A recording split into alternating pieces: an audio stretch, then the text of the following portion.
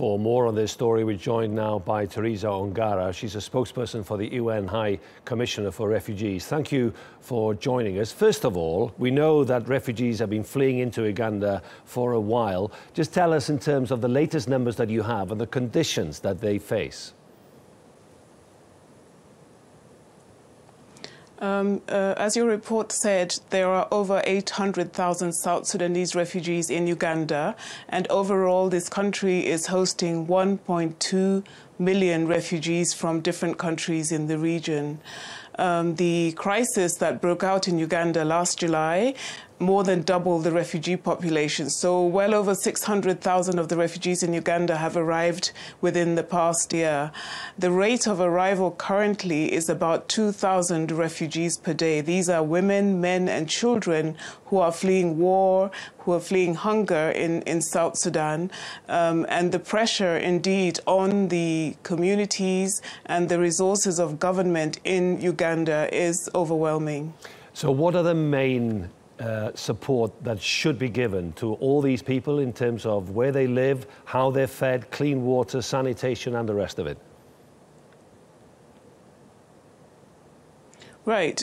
Clean water, sanitation. First and foremost, the priority is to save lives. People, as I said, are arriving having witnessed violence, having lost their loved ones, having seen their homes burned, having seen death, running through the bush for days and sometimes weeks. We've had women who've given birth on the way or as soon as they arrive in Uganda.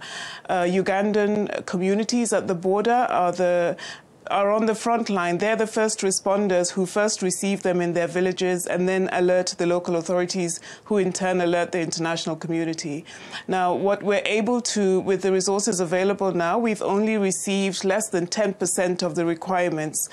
We've been able basically to save lives, but not do much more than that. We have over 60% of the refugees are children under the age of 18 years. Children who've been through this kind of experience need to be supported to deal with the trauma, get into school. Many have lost their families, many are not accompanied. We have a really catastrophic situation, not just in Uganda, inside South Sudan and in the countries where these people are fleeing. Right, so if it's catastrophic, Teresa Ongara, you definitely want to see more support and help then from the international community, but that is not forthcoming. Is that what you're saying?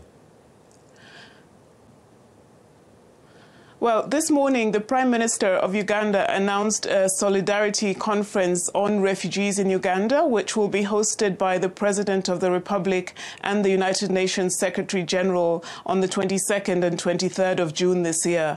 The requirements for the target is $8 billion over 4 years. These requirements are supposed to support the government to provide basic services. Uganda's laws allow refugees to receive health treatment, to children to go to school in facilities that are provided for the nationals. However, these facilities are overstretched. The government needs support to provide medicines and other supplies in schools and hospitals.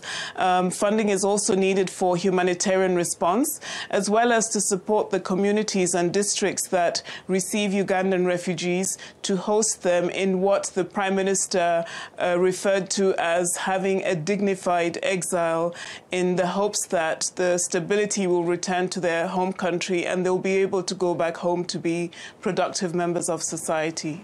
Thank you very much indeed, Teresa Ongara, spokesperson for the UN High Commissioner for Refugees, for explaining the situation in Uganda.